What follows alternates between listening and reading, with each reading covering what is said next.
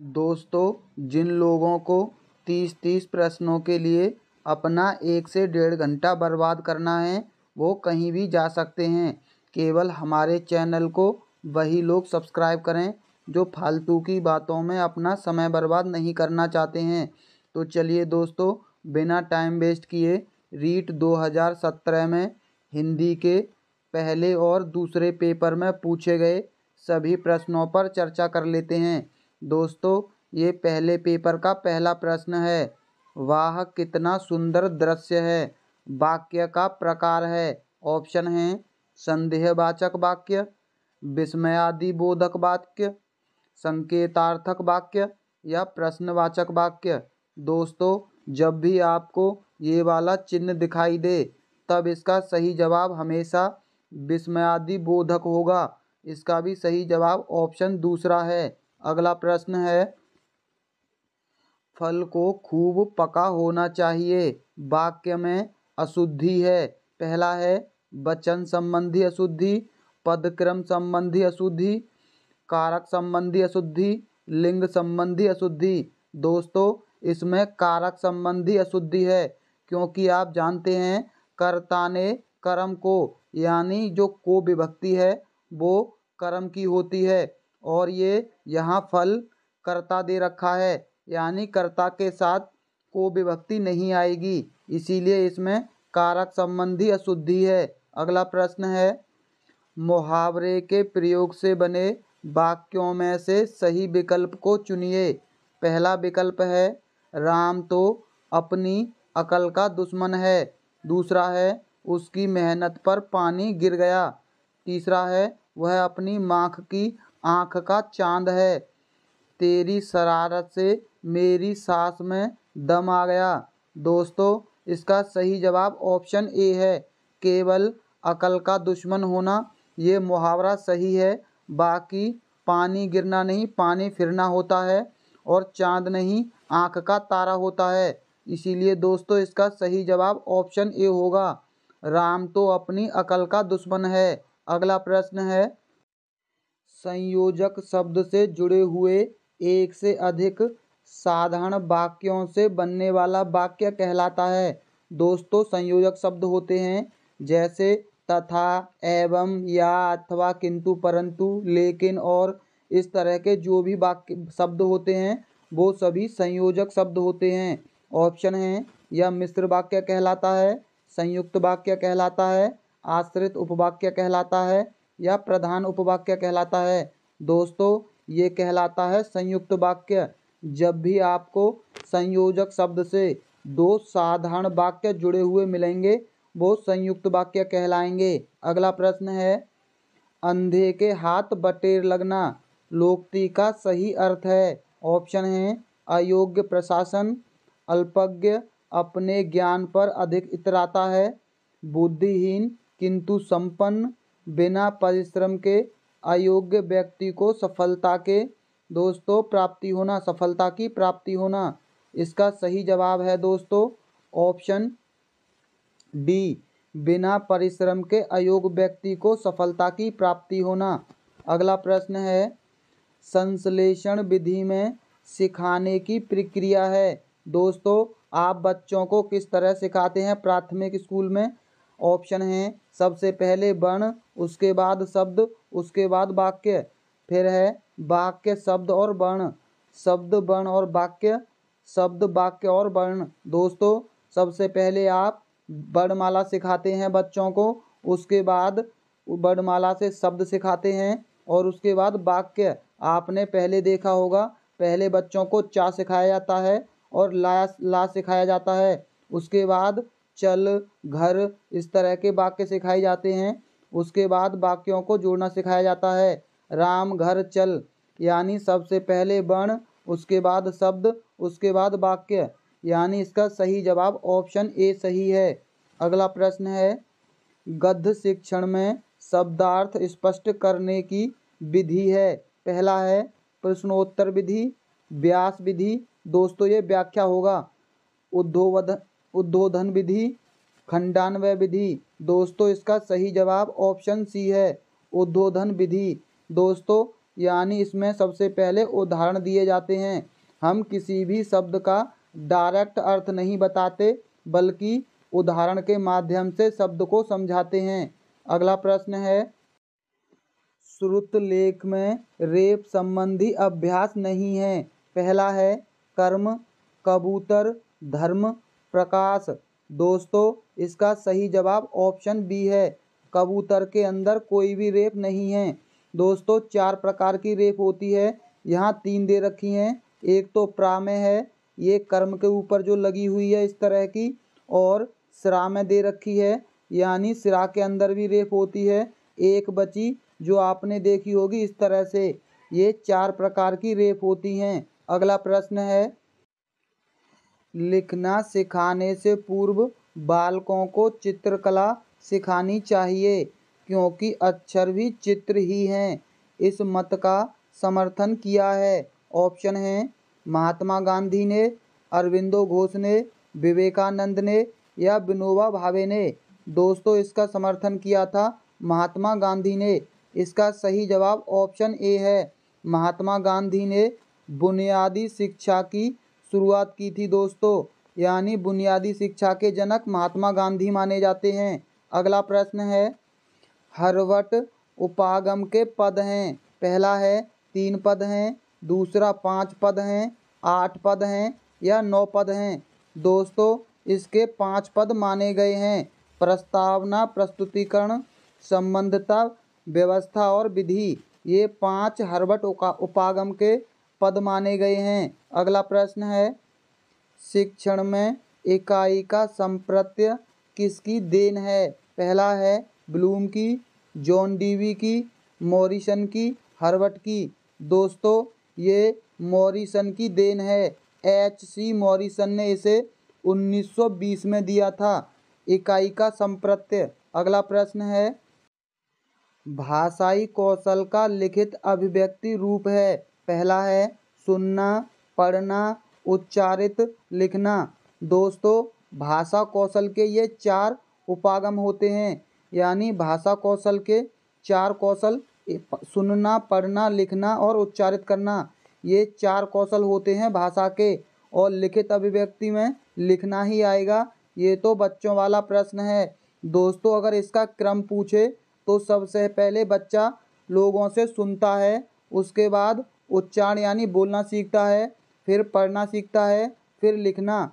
यानी अगर इनका क्रम पूछा जाएगा तो आप इनका क्रम हमेशा 1 नंबर पर उच्चारण, दूसरे नंबर पर पहले नंबर पर सुनना, दूसरे नंबर पर उच्चारण, तीसरे नंबर पर पढ़ना और चौथे नंबर पर लिखना, इसका क्रम याद रखना क्योंकि क्रम पूछा जाता है। अगला प्रश्न है, ढाका उच्चारण स्थान है। दोस्तों पहला है कंठ, दूसरा तालु, तीसरा मूर्धा, चौथा दंत।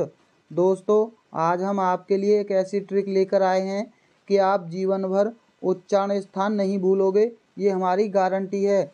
दोस्तों आप सभी को कचट तप ये तो क्रम याद ही होता है। अब हम आपको ट्रिक बताते हैं। ट्रिक है KTM 2। लड़का शादी में मांगता है KTM बाइक, यानी KTM 2।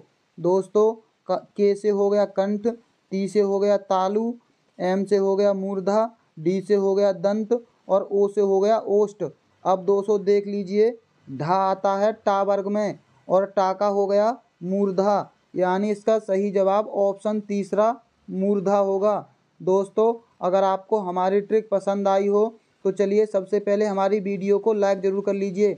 चलिए वीडियो को लाइक कीजिए और जो लोग हमारे चैनल पर पहली बार आए हैं चैनल को सब्सक्राइब ज़रूर कर लेना, क्योंकि दोस्तों हम फालतू की बातों में किसी का समय बर्बाद नहीं करते हैं। ये बात अब तक आप जान गए होंगे। अगला प्रश्न है, पाठ्य पुस्तक का अध्ययनात्मक पक्ष है। पहला है पुस्तक का आकार प्रकार, दूसरा है मुख्य पृष्ठ, तीसरा है जिल्द, चौथा है प्रकथन। दोस्तों इसका सही जवाब ऑप्शन चौथा है प्रकथन। अगला प्रश्न है, वैचारिक सामग्री है। पहला है संरचना, मूल विषय वस्तु, शब्दावली, व्याकरणिक। दोस्तों इसका सही जवाब ऑप्शन दूसरा है मूल विषय वस्तु। अगला प्रश्न है, श्रव्य दृश्य साधन हैं। दोस्तों चलचित्र, चित्र, चित्र विस्तारक, रेखा चित्र। दोस्तों श्रव्य माने सुनना और दृश्य माने देखना। दोस्तों बहुत लोगों को चलचित्र के बारे में नहीं पता होगा, हम आपको बता देते हैं, इसे वीडियो कहते हैं और इसका सही जवाब भी ऑप्शन ए है। चलचित्र यानी वीडियो। वीडियो श्रव्य और दृश्य साधन हैं। अगला प्रश्न है, नाटक का संबंध किस ज्ञानेंद्रियों से है? पहला है मुख से, कान से, कान और आँख से, आँख से। दोस्तों आप नाटक को आँखों से देखते भी हैं और नाटक में जो चीज़ बोलते हैं उसे आप सुनते भी हैं, यानी इसका सही जवाब ऑप्शन तीसरा होगा, कान और आँख से। अगला प्रश्न है, सत्र की समाप्ति पर प्रयुक्त मूल्यांकन है। पहला है नियोजनात्मक मूल्यांकन, निर्माणात्मक मूल्यांकन, निदानात्मक मूल्यांकन, संकलनात्मक मूल्यांकन। दोस्तों नियोजन हम पढ़ाई से पहले की चीज़ों में बनाते हैं, यानी जब हमें शिक्षा अध्ययन प्रारंभ करना हो उससे पहले हम नियोजन बनाते हैं, फिर उसका निर्माण करते हैं। और निदानात्मक तो आप जानते ही हैं कि बच्चे अगर सीखने में किसी कठिनाई का महसूस करते हैं तब उसको सुधारने के लिए निदानात्मक मूल्यांकन किया जाता है। इसका सही जवाब ऑप्शन चौथा होगा, संकलनात्मक मूल्यांकन। अगला प्रश्न है, ब्लूप्रिंट ढांचा तैयार करने में उपयोगी नहीं है। पहला है शिक्षण निर्मित सामग्री, शिक्षण के उद्देश्य, पाठ्य वस्तु के प्रकरण, प्रश्नों के प्रकार। दोस्तों इसका सही जवाब ऑप्शन ए है, शिक्षक निर्मित सामग्री। अगला प्रश्न है, उपचारात्मक शिक्षण है। दोस्तों ये देख लीजिए, अभी हमने आपको उपचारात्मक बताया था, सीखने संबंधी कठिनाइयों का ज्ञान प्राप्त करना, अध्ययन संबंधी कठिनाइयों को दूर करते हुए शिक्षण किया जाना, बालकों की वर्तनी संबंधी कठिनाइयों का पता लगाना या शिक्षक की विषय संबंधी कठिनाइयों का पता लगाना। दोस्तों इसका सही जवाब ऑप्शन दूसरा है, अध्यापन संबंधी कठिनाइयों को दूर करते हुए शिक्षण किया जाना। अगला प्रश्न है, दोस्तों ये गद्यांश दे रखा है, रीट के अंदर आपको गद्यांश नहीं पढ़ना है। अगर आपसे कोई गद्यांश पढ़ने के लिए कहता है तो आप ये समझ लीजिए वो आपका समय बर्बाद कर रहा है, क्योंकि गद्यांश पढ़ कर के भी प्रश्न आप हल नहीं कर सकते। प्रश्नों को आपको ऐसे ही हल करना होगा। इसका प्रूफ हम आपको अभी दिखा देते हैं। एक भी प्रश्न गद्यांश पर आधारित नहीं होता है, सभी प्रश्नों को आपको अलग से ही सीखना पड़ेगा। पहला प्रश्न देख लीजिए, वो है शब्द बताइए जिसमें दो उपसर्गों का प्रयोग हुआ है। दोस्तों ये देख लीजिए गद्यांश, इसमें कहीं उपसर्ग शब्द दे ही नहीं रखा होगा। पहला ऑप्शन है निर्माण, निर्विरोध, निरीक्षक, निरंकुश। दोस्तों इसका सही जवाब ऑप्शन दूसरा है, निर्विरोध। दोस्तों इसके अंदर इसके अंदर निर और बी दो उपसर्ग दे रखे हैं। अगला प्रश्न है, इनमें से जातिवाचक संज्ञा से भाववाचक संज्ञा का सही उदाहरण है। पहला है दानव से दानवता, सर्व से सर्वस्व, चतुर से चतुराई, गाना से गान। दोस्तों जातिवाचक संज्ञा है दानव और इससे भाववाचक संज्ञा बनी है दानवता। अगला प्रश्न है, मौलिक शब्द किस वाक्यांश के लिए प्रयुक्त होता है? पहला है मूल से मिलाकर बनाया हुआ, दूसरा है मूल जो किसी की नकल ना हो, मूल में विश्वास करना, मूल की स्थापना करना। दोस्तों मौलिक होता है जो सबसे पहली वस्तु होती है, यानी मूल जो किसी की नकल ना हो, यानी ओरिजिनल। पहला है, इनमें से कौन सा आकाश का सही पर्याय है? पहला है दोस्तों सर, वासव, व्योम, उत्पल। दोस्तों इसका सही जवाब है ऑप्शन सी, व्योम आकाश का पर्यायवाची होता है। सर होता है तालाब का पर्यायवाची दोस्तों। इसके बाद आता है वासव, वासव होता है दोस्तों श्री कृष्ण का पर्यायवाची कृष्ण, श्री कृष्ण का पर्यायवाची होता है वासव। और उत्पल का आप जानते ही हैं कमल, क्योंकि उत्पल बहुत ज़्यादा पूछा जाता है। उत्पल आपको याद रखना है। इसका सही जवाब ऑप्शन सी है, व्योम। अगला प्रश्न है, आसपास शब्द में कौन सा समास है? पहला है द्वंद्व समास, द्विगु समास, कर्मधारय समास, तत्पुरुष समास। दोस्तों इसके अंदर है द्वंद्व समास। द्वंद्व समास को पहचानने का सबसे बढ़िया तरीका है, दो शब्दों के बीच में योजक चिन्ह होगा प्लस दोनों शब्द एक दूसरे के विलोम होंगे। दोस्तों इस बात का विशेष ध्यान रखना, आप कहीं खाली योजक चिन्ह देखकर द्वंद्व समास मत लगा देना, क्योंकि बहुत शब्द ऐसे होते हैं जो एक दूसरे के विलोम नहीं होते हैं। अगला प्रश्न है दोस्तों, ये भी गद्यांश दे रखा है, हम इसे गद्यांश को भी नहीं पढ़ेंगे, क्योंकि दोस्तों ये पिछले जो 4-5 प्रश्न हैं ये सभी गद्यांश पर आधारित थे। क्या एक भी प्रश्न को पढ़ने के लिए गद्यांश की ज़रूरत थी दोस्तों हमें लगता है एक भी प्रश्न इस गद्यांश से पढ़कर आप हल नहीं कर सकते जब तक इनकी जानकारी आपको पहले से ना हो। तो चलिए दोस्तों हम इस गद्यांश को भी नहीं पढ़ते हैं।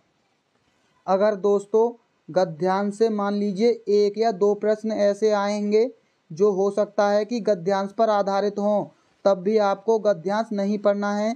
आपको क्या करना है, उन 1 या 2 प्रश्नों को बाद के लिए छोड़ देना है।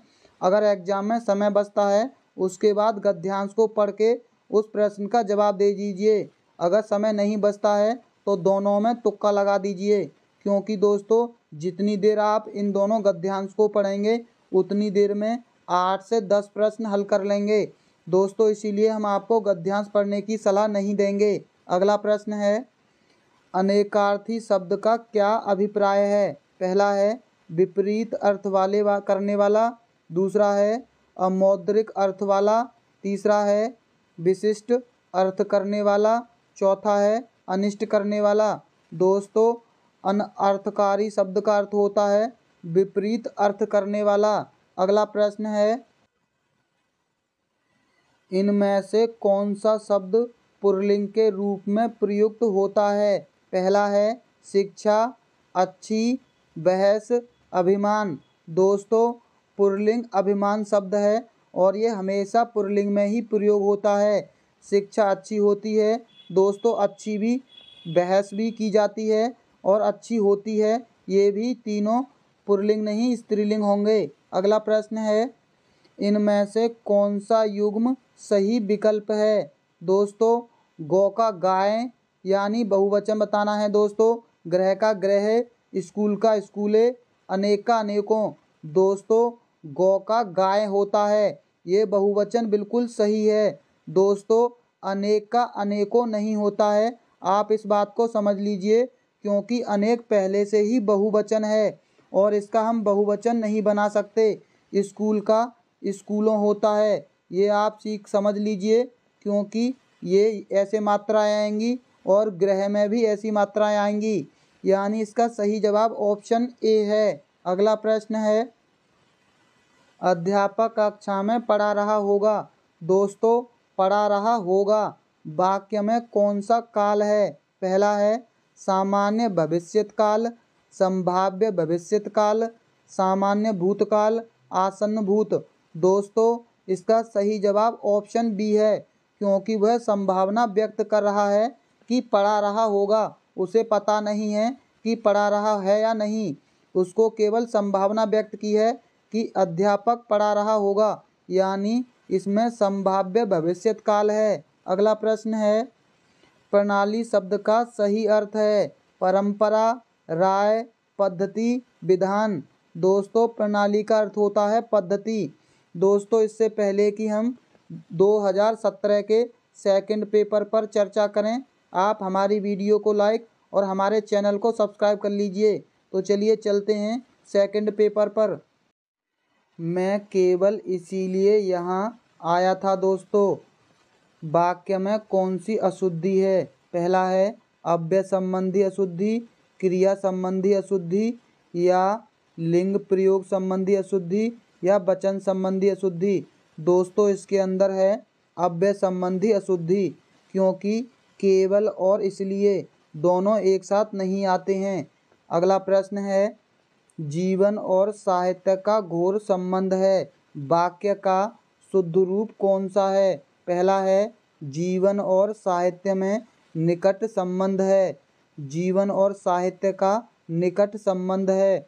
जीवन और साहित्य का पास का संबंध है। जीवन और साहित्य में परस्पर संबंध है। दोस्तों इसका सही जवाब ऑप्शन बी होगा। जीवन और साहित्य का घनिष्ठ संबंध है, ये बिल्कुल सही शब्द है, यानी इसका शुद्ध रूप ऑप्शन बी है। अगला प्रश्न है वस्तु की पूर्ति की तुलना में मांग अधिक है, आशय की लोकोक्ति कौन सी है? पहला है ऊँट के मुंह में जीरा, दूसरा है ऊंची दुकान फीके पकवान, तीसरा है एक अनार 100 बीमार, चौथा है आधा तीतर आधा बटेर।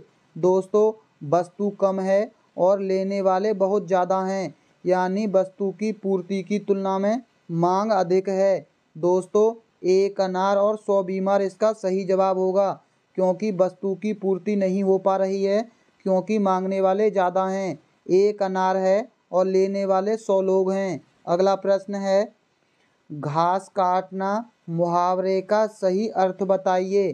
पहला है कुछ भी असर न होना, दूसरा है कठिनता पूर्वक कार्य करना, तीसरा है गैर जिम्मेदार होना, चौथा है गुणवत्ता का ध्यान रखे बिना जैसे तैसे काम निपटाना। दोस्तों यहाँ थोड़ी टाइपिंग मिस्टेक है, इसका सही जवाब ऑप्शन डी है, गुणवत्ता का ध्यान रखे बिना जैसे तैसे काम निपटाना। अगला प्रश्न है विद्वान सब जगह पूजा जाता है, वाक्य में प्रयुक्त हुआ है। ऑप्शन है सर्वनाम, संज्ञा, विशेषण, क्रिया विशेषण।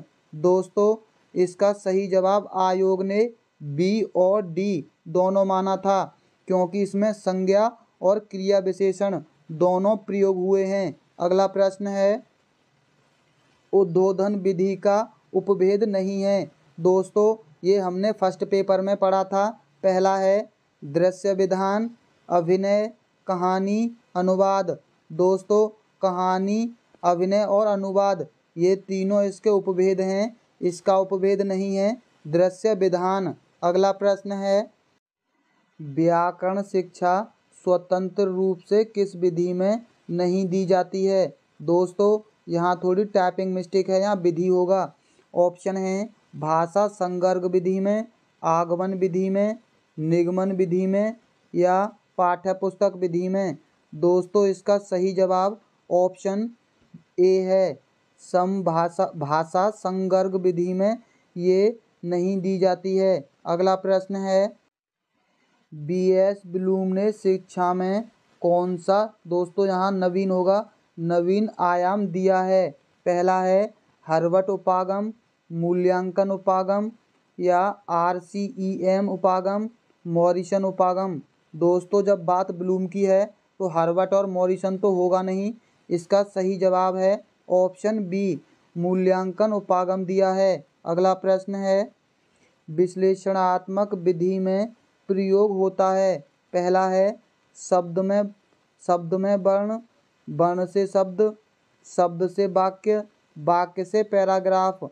दोस्तों इसका सही जवाब ऑप्शन ए है, शब्द में वर्ण।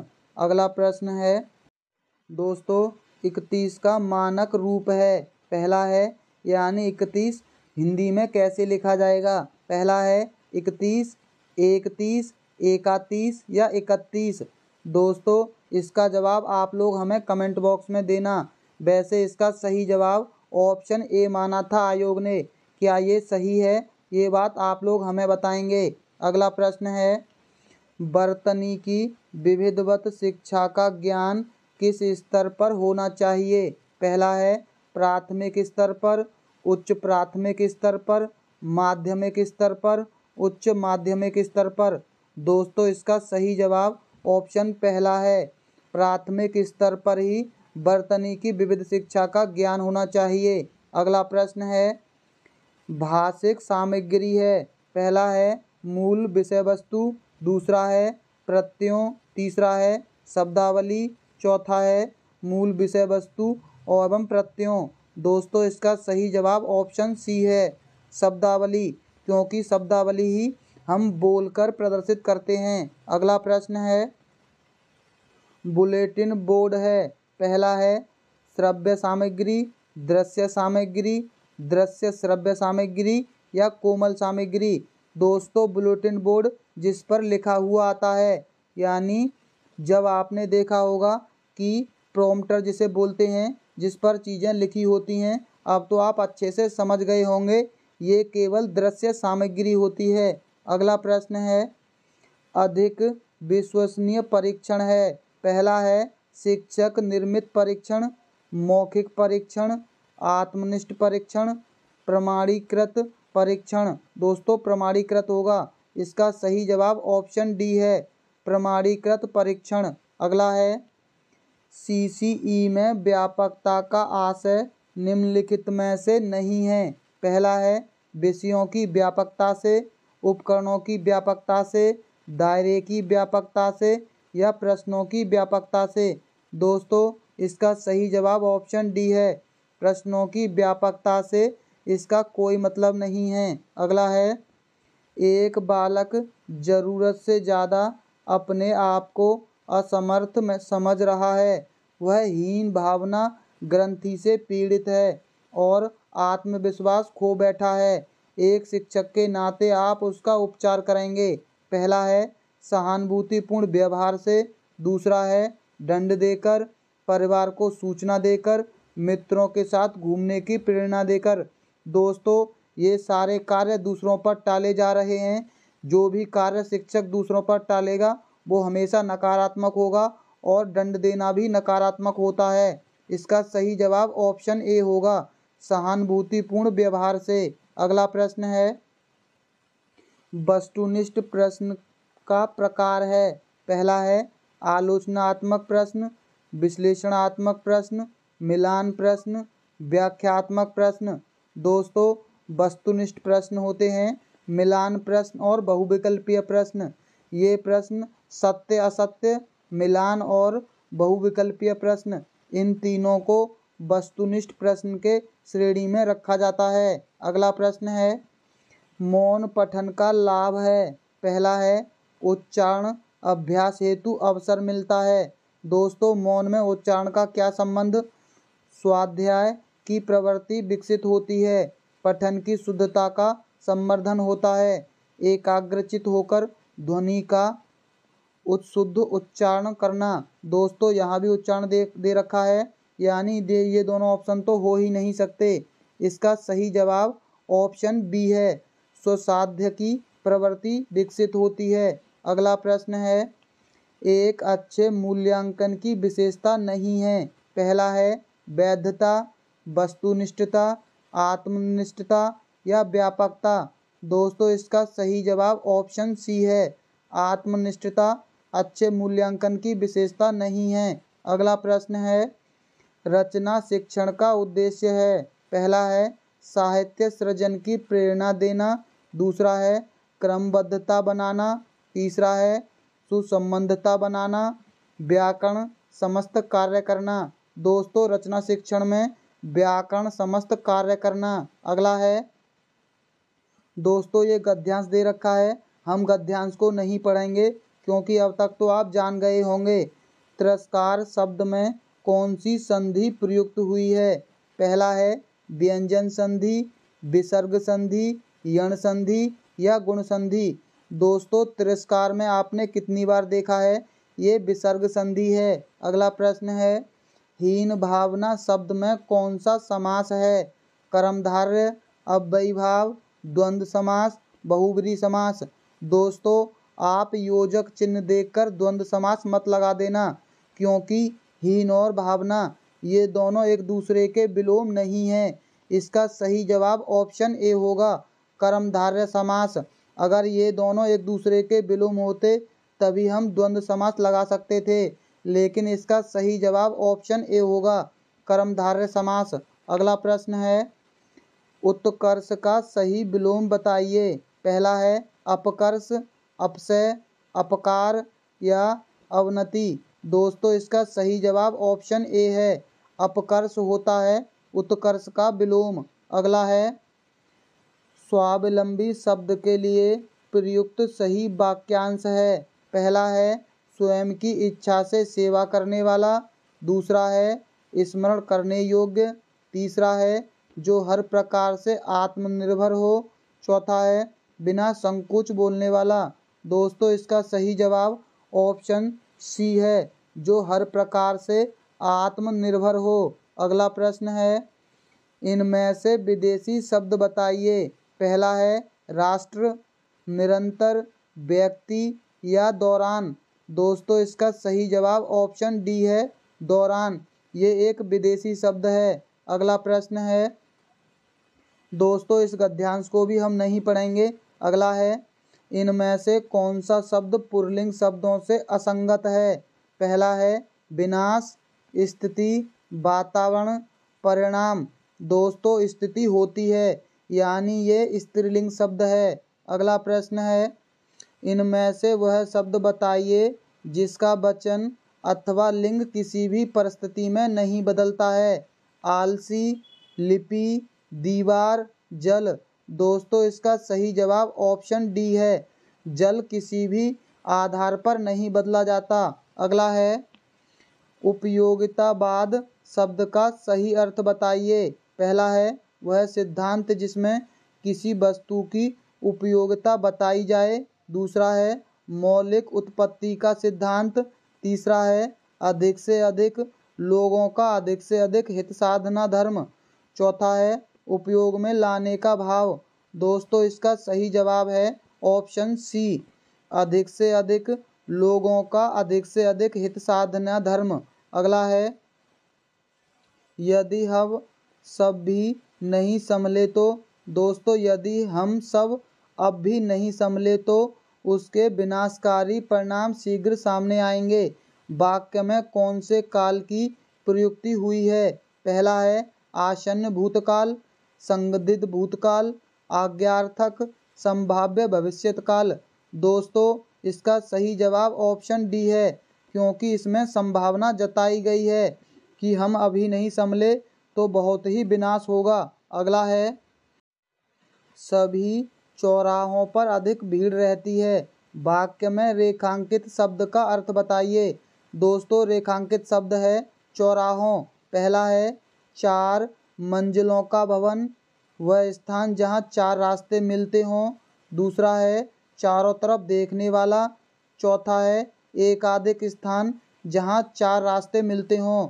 दोस्तों आप इन दोनों में से बताना कि कौन सा ऑप्शन सही होगा। ध्यान दे लेना, यहाँ चौराहा की बात नहीं हो रही है, चौराहों की बात हो रही है, इसीलिए आपको ध्यान से ऑप्शन चुनना है।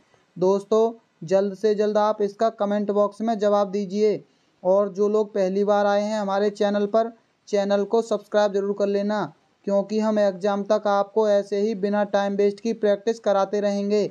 दोस्तों जिन लोगों ने अभी तक वीडियो को लाइक नहीं किया है, चलिए सबसे पहले वीडियो को लाइक ज़रूर कर लीजिए। तो चलिए चलते हैं, अगली वीडियो का इंतज़ार कर लीजिए, बहुत जल्द हम मिलते हैं अगली वीडियो में। तो दोस्तों वीडियो को लाइक और चैनल को सब्सक्राइब करना मत भूलना। तो चलिए चलते हैं।